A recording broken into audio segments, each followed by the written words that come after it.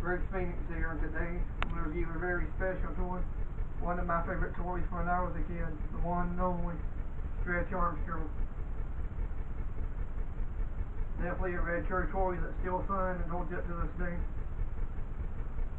He looks cool, he's nicely articulated, and of course his gimmick is the stretching powers, which is fun.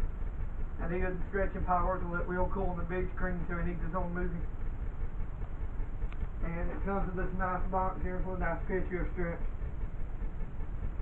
And let me know in the comments who do you think's the better stretching hero, Stretch Armstrong or Mr. Fantastic. Let me know who you think would win in the comments.